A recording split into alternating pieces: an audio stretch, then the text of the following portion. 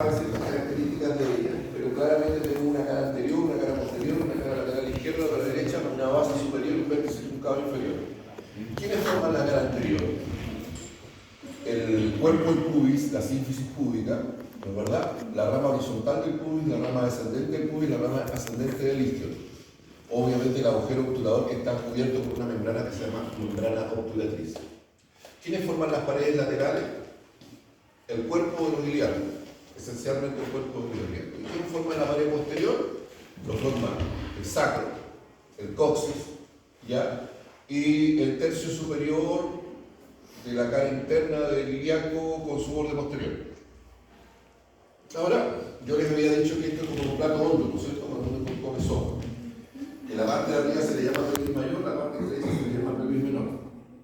El límite de la pelvis mayor por arriba es un plano que pasa tangente, ese que está ahí arriba, un plano que pasa tangente a la cresta del ilíaco, ¿ya? Y el límite inferior de la pelvis mayor es un plano que pasa tangente al estrecho superior. ¿Qué es el estrecho superior? El estrecho superior es el borde anterosuperior del cuerpo de la S1, el borde anterior de las alas del sacro o aletas del sacro, la línea nominada, línea arqueada, ¿no es cierto? El borde superior de la rama horizontal del pubis y el borde superior del cuerpo del pubis y el borde superior de la sínfisis púbica. Eso forman el estrecho superior. ¿Quiénes forman el estrecho inferior? ¿No es verdad? El límite superior es lo que acabo de decir, que es el plano que pasa tangente al estrecho superior y un plano que pasa tangente al estrecho inferior. ¿Quiénes forman el estrecho inferior? Lo forman el vértice del coxis, algo que no se ve acá, que son los bordes, el borde inferior del ligamento sacrotuberoso, el isquion y el borde inferior de la rama isquiotibial izquierda y derecha que remandan acá en el borde inferior de la sínfisis. Paredes. ¿Quiénes forman la pared posterior de la pelvis mayor? Algo que en realidad no pertenece a la pelvis, como es el cuerpo de la L5, sus respectivos discos intervertebrales superiores e inferiores, ¿ya? Y evidentemente las alas del sacro por atrás y un poco de la parte posterior superior de la fosa ilíaca interna del ilíaco izquierdo y derecho. ¿Quiénes forman las paredes laterales de la pelvis mayor? La fosa ilíaca interna de derecha, la fosa ilíaca interna izquierda, ¿ya? ¿Y quiénes forman la pared anterior? Algo que no se ve acá, que son las cinchas abdominales, para decir el resto anterior del abdomen, el oblicuo mayor del abdomen, el oblicuo menor del abdomen. Por eso está circunscrito lo que está dentro de la pelvis mayor. ¿Qué es lo que está dentro de la pelvis menor? Por detrás está limitada por la cara anterior del sacro, por la cara anterior del coxis.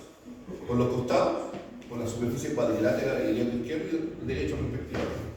Y por adelante, la cara interna de la rama horizontal del pubis, la cara interna de la rama isquiopubiana y la cara posterior del cuerpo del pubis y la parte posterior de la sínfisis púbica. Esos son los elementos que limitan la pelvis menor.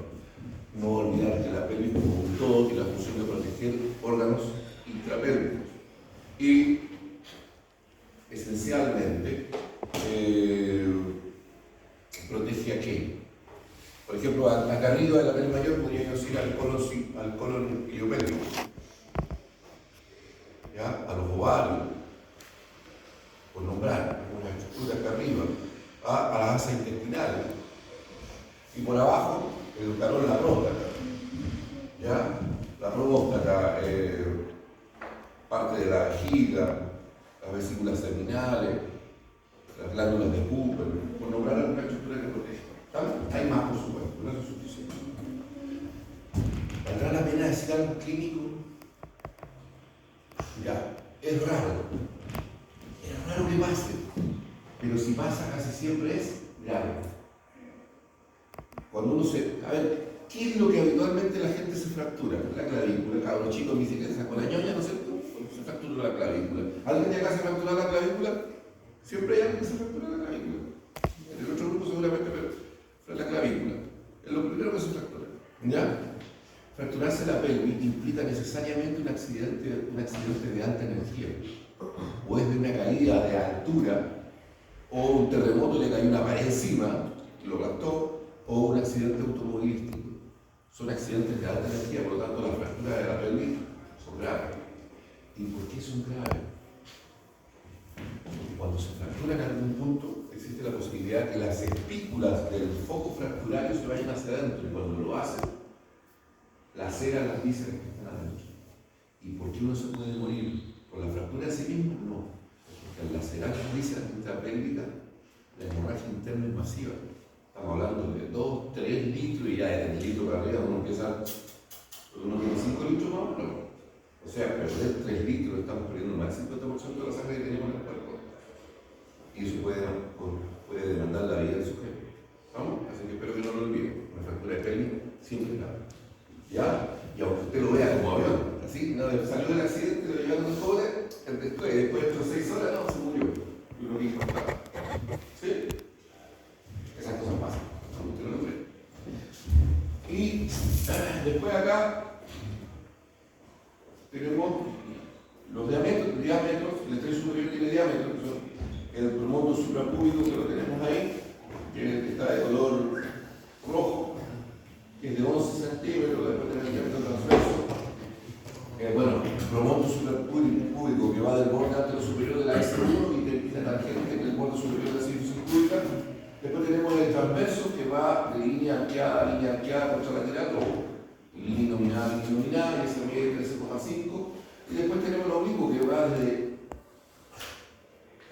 interlínea anterior sacroiliaca hasta la eminencia iliopectínea del otro lado, esa que va ahí. La verdad que aquí no se ve, yo veo el cursor acá, pero ustedes no lo ven. Ese que va de ahí, ¿ya? Y ahí ven que mide unos 12 centímetros.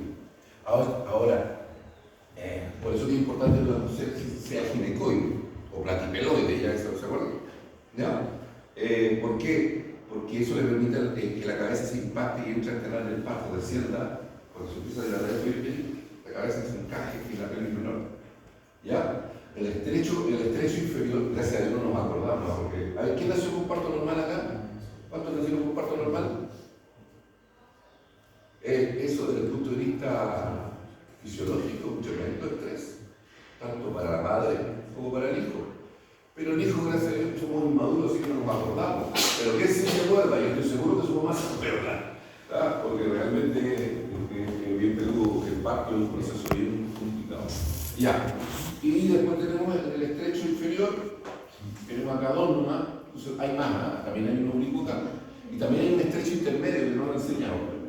Entonces, si fuera obstetricia se lo enseñaría. ¿Ya? Y aquí tenemos el coxilio subpúbico, ¿ya? Que mide de 7 a 10 centímetros, y vemos el isquiático de 12,5 centímetros, el transverso. Este es muy importante porque si los diámetros pélvicos no lo permiten, usted va a ser candidata para cesárea. Y aquí voy a hacer un comentario, me están grabando con la flauta, pero no importa. Por lo tanto, ya estoy a punto de irme, si le puedo hacer lo que quiera, como de hecho hacer lo que quiera. ¿Ya? ¿Sabían ustedes que en este país las tasas de cesárea están muy por sobre lo que, la norma muy por sobre lo que debería ser? Voy a inventar, porque no me sé la cifra, pero se supone, voy a inventar, que del 100% de nacimiento en el año, estadísticamente lo normal debería ser que la cesárea debería ser no más allá del 12 o 15%. Porque en este país demoramos casi 50-50. ¿Y por qué? ¿Cuál es la razón? ¿Qué cree usted? Porque son más caras. Porque el equipo médico gana más plata por una cesárea. Y generalmente después de las 8 de la noche, porque ahí sale más caro. Yo no lo dije. Ya, así que, por favor, recuerde que la elección, a ver, entre una cesárea y un parto natural, ¿qué es mejor? A todas luces, el parto natural es mejor. ¿Es más traumático? Sí, más peludo. Pero usted pronto se va a recuperar. Con una cesárea y se demora más. ¿Ya? El proceso del nacimiento es más fácil. Es indoloro. Después pudo ver a lo lejos de eso. Igual que el parto. ¿Tienen amigas que han tenido guapo? No, sí. Usted sabe la pelotera que es después, porque usted después tiene la guagua y el amor se fue a la escuela. Y usted puede ir al baño vacío, porque sigue botando los bloqueos, que se llaman, que son los líquidos que va botando después de los remanentes que quedó. Parto y alumbramiento es lo mismo. Que no puede ser que nadie de salud no sepa lo que es alumbramiento. ¿Parto y alumbramiento es lo mismo? No. ¿Qué es el parto? Cuando nace el bebé. ¿Y qué es el alumbramiento? El alumbramiento es cuando sale la placenta.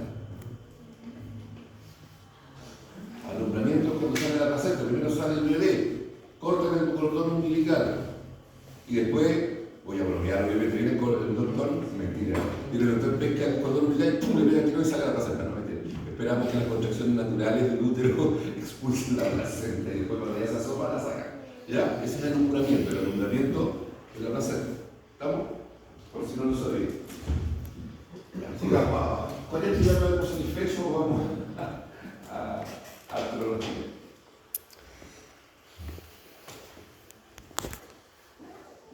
Ahora, yo cuando hablé de columna en algún momento dije la columna está formada por la superposición de medianas voces llamadas vértebras, ¿se acuerdan?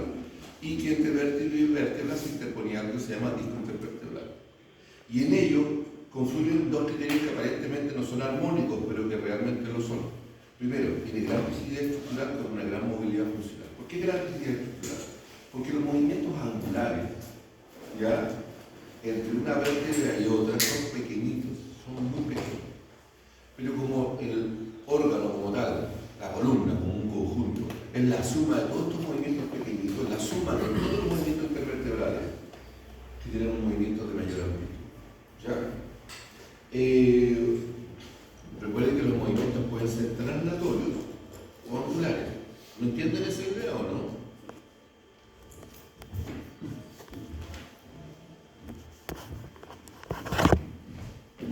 Voy a dar el ejemplo. Voy a dibujar acá el saco. ¿Todos entienden que es el sacro con el tóxido, no? Mirado de lado. ¿Queda claro eso? Y acá voy a dibujar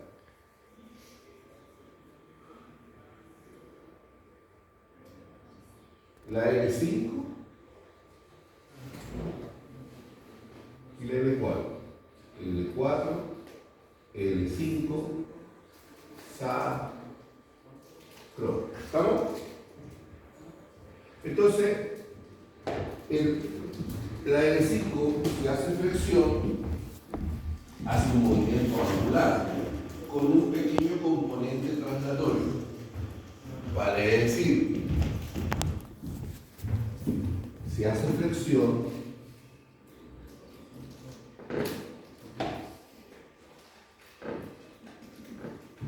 hace eso. ¿Lo ven? Si hace extensión,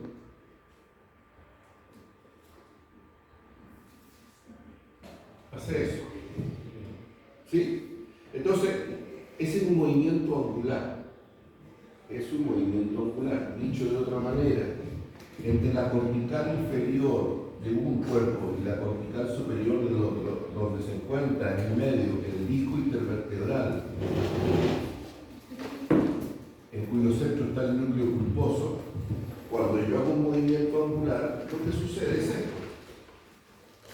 A la flexión, o esto, a la extensión. Cuando yo hago flexión, el núcleo pulposo se va hacia atrás. Cuando yo hago extensión, el núcleo pulposo se va hacia adelante. Eso vamos a tomar en esto. ¿Estamos? Ese es un movimiento angular. Pero no solamente hay un movimiento angular, también puede haber un pequeño movimiento translatorio. A ver, dicho de otra manera. Existe una patología, lo voy a decir como la patología, porque hay una traslación que es anormal. Se llama espondilolistesis, por si no lo sabéis. Y en ese caso, tenemos el sacro. Lo voy a hacer más grande para que se note la espondilolistesis. Y la L5 ya está desplazada hacia adelante. Ese es un movimiento translatorio. ¿Sí? Que no es normal. Ahora, la pregunta, profe, pero normalmente cuando yo hago flexión y extensión también hay un movimiento translatorio, sí, pero muy pequeño. El componente mayor es angular.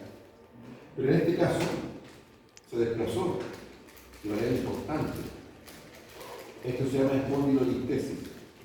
Y hacia atrás, usted ya sabe que existe el pedículo, el pilar articular de un lado y la espinosa, ¿no es cierto? Bueno, en realidad acá las lumbares cuadradas, ya. Profe, no era cuadrada, sí, es cuadrada, ya. Entonces, la pregunta del millón, ¿y esto puede ser peor? Sí, a veces se fractura el pilar articular aquí. Y cuando se fractura, se murió. Y cuando se fractura ahí, esto se corre más, eso se llama espondilolisis. Entonces tenemos la espondilolistesis, el desplazamiento hacia adelante anormal de la E5 con respecto a la S1, y la espondilolisis es cuando más encima se rompe el pilar posterior. ¿Eso es grave? ¿Puede ser grave? Sí, pues basta que se caiga de popó, un buen chileno de poto, y podría tener una lesión medular de la cola de caballo. La cola de caballo son las raíces nerviosas que nacen del cono distal del. Bien. Aclarado eso, podemos partir. Aquí tenemos la columna vertebral. ¿Ya? Está medio rocateca, está bailando ya en la disco. Ya, entonces podemos ver que los movimientos pueden ser muy, pero muy importantes. Por ejemplo, a la extensión de la columna lumbar son 20 grados, a la flexión de la columna lumbar son 60 grados. ¿Ya? Y acá, si consideramos los movimientos de la columna dorsal sumada con la lumbar, la extensión, usted lo puede ver acá, miren, acá. ¿De cuánto estamos hablando? Ahí miren. 105 grados. ¿Sí? ¿Y acá? 60 grados, prácticamente. Y acá en la columna cervical, sumando todos los movimientos, ¿no es cierto? 110 a la flexión, ¿no es cierto? 140 a la extensión. Pero la suma de todo, o sea, cervical, dorsal y lumbar. Si lo vemos en un plano frontal posterior, podemos ver que la inclinación de la columna lumbar está en 20 grados, la inclinación de la columna dorsal también está en 20 grados, y acá, si usted se da cuenta, la de la cervical es 35 grados. Y a nivel, y la rotación en el plano horizontal, ¿cuánto será? 5 grados para la columna lumbar, ¿ya? 35 para la columna dorsal y 50 para la columna cervical. Y más, en un porcentaje altísimo, se produce en realidad la columna cervical alta a nivel de la articulación atroidea o deltoidea. Ahí tenemos los rangos de movimiento. ¿Se los puedo preguntar a la prueba? Sí. ¿Les pregunto por ángulo? Sí, les pregunto. Aquí tenemos a la columna vertebral con su disco intervertebral. A esto se llama anillo fibroso o annulus, ¿ya? Y esto que está en el centro se le llama núcleo pulposo. Este núcleo pulposo tiene una consistencia como de gelatina. Usted cuando cada chico pescaba el pote de champú y jugando lo apretaba para ver cómo se sumaba la pelotita y lo soltaba y se chupaba, esa consistencia tiene, ¿ya? Como una silicona pero un poquito más flexible, ¿ya?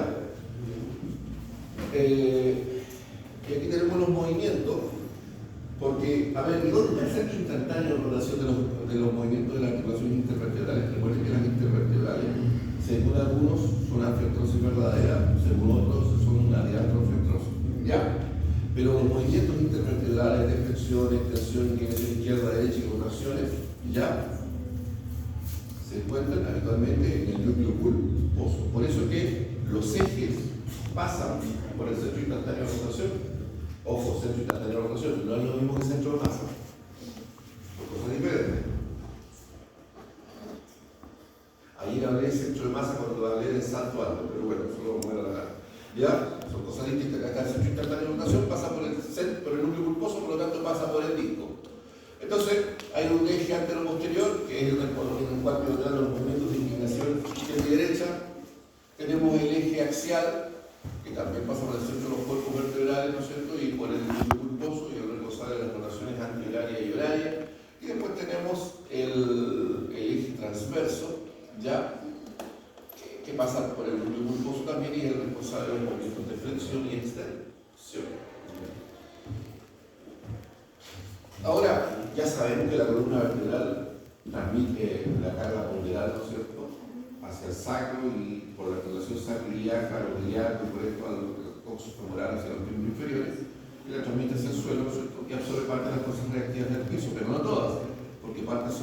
producidas por la sínfisis túbica. Cuando hay tracción, el annulus o anillo fibroso se tensa en sentido axial y el núcleo se estira en sentido axial. Por el contrario, cuando hay compresión, cuando yo estoy de pie, ¿ya? Se comprime y el núcleo pulposo aumenta su diámetro posterior transverso y disminuye en altura, y al hacerlo tensiona al anillo fibroso y por lo tanto el anillo cede un poquito hacia la periferia. Esta es el núcleo pulposo se nutre por algo que se llama indivisión. El núcleo pulposo no se nutre por sangre, no se nutre por irrigación sanguínea, sino que la sangre que circula por la periferia del disco a través de procesos mecánicos de fluido, por así decirlo, es una suerte como de plasma, ¿ya? Fluye hacia el núcleo pulposo, ¿ya? Por indivisión, se impregna. Por eso es que yo en la mañana, si me levanto a las 7 de la mañana, no después de carretera y no a dar dormido 20 minutos para saborear, ¿no?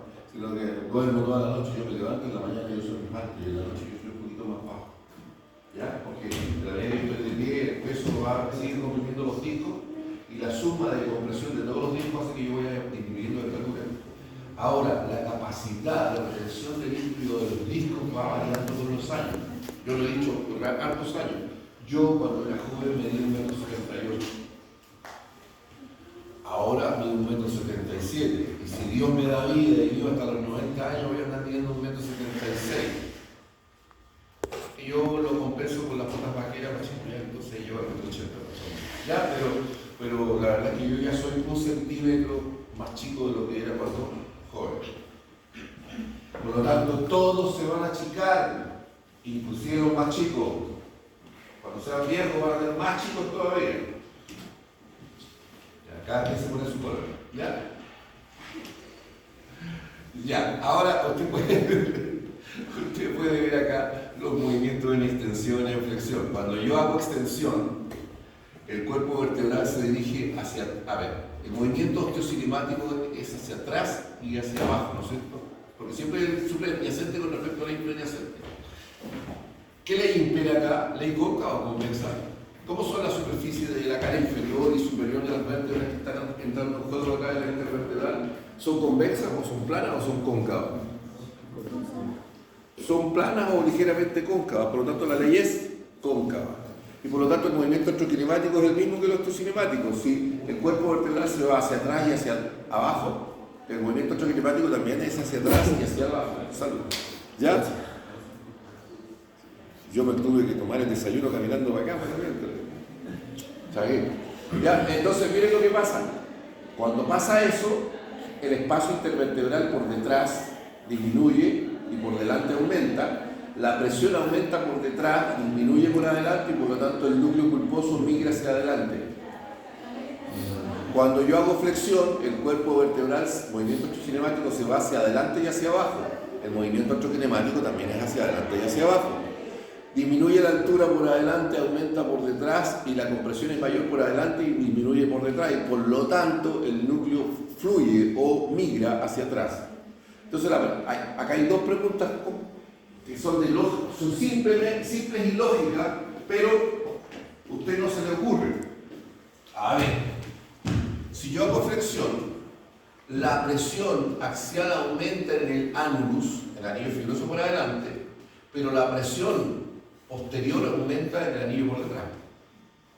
Porque aumenta acá por la presión de la carga axial que viene de arriba hacia abajo, pero acá el anillo, al separarse a la altura, se tensa y más encima recibe presión en sentido antero posterior y por lo tanto este también se tensa y también está sometido a estrés, pero a un estrés que genera una fuerza de ruptura. Cuénteme. Como cuando un globo contra la presión a un lado se infla. Exacto, eso mismo. Pero eso es con respecto al anillo, con respecto al núcleo. Es lo que pasa con el núcleo pulposo. Es como si el globo lo apretaran por acá, se va acá. Si yo hago extensión, lo aprieto por detrás, se va hacia acá. ¿Estamos? Si hago inflexión lateral a la derecha, pasa lo mismo. Se comprime por derecha, se tensa por izquierda, lo estamos mirando por adelante y por lo tanto el núcleo pulposo migra hacia el lado de la convexidad. Ya, y si hacemos rotación, cuando uno hace rotación, todo el anillo fibroso se tensa en todas las direcciones, todas. Y el núcleo pulposo se comprime, no hay una imagen que lo muestre. ¿Ya?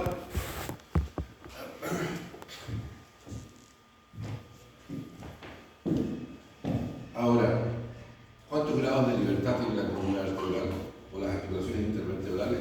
Los 3 grados de libertad, porque hace flexión, extensión, inclinación izquierda, derecha, hace rotación antihoraria y horaria, por lo tanto tiene 3 grados de libertad. Los grados de libertad son los movimientos por plano. Ahora, ¿qué movimiento hace en cada plano? 2, por lo tanto los movimientos totales osteocinemáticos son 6. Ya, no me da pena con manzana. Tengo que hablar ahora, porque ya dije, estamos hablando de la articulación intervertebral, todavía no hablamos nada de las sigas apofisarias, no he hecho ni pío, o interapofisarias, todavía no he hecho ni pío con respecto a eso. La parte de la rueda, la parte del tractor que estaba sobre la vértebra, que le mostré en una cátedra, todavía no he hecho nada de las rueditas delanteras, que en este caso sería detrás de la columna vertebral. Tengo que hablar de los ligamentos periféricos. ¿Cuáles son los ligamentos periféricos que tenemos acá? Este que está aquí se llama ligamento vertebral común anterior. Este que está acá se llama ligamento vertebral común posterior. ¿Ya? A ver si hay una imagen que pueda mostrar acá esto. Acá tenemos el ligamento vertebral común posterior, ¿lo ves? Tengo una imagen del ligamento vertebral común anterior, no todavía no. A ver, voy a hablar de un poco de chino mandarín. Y los viejos, si es que tienen algo de memoria, se van a acordar. El ligamento vertebral común anterior nace de la cara inferior del cuerpo basilar del occipital. El occipital es un hueso que tenemos acá en la cabeza. Y se divide en concha, masas laterales y cuerpo basilar.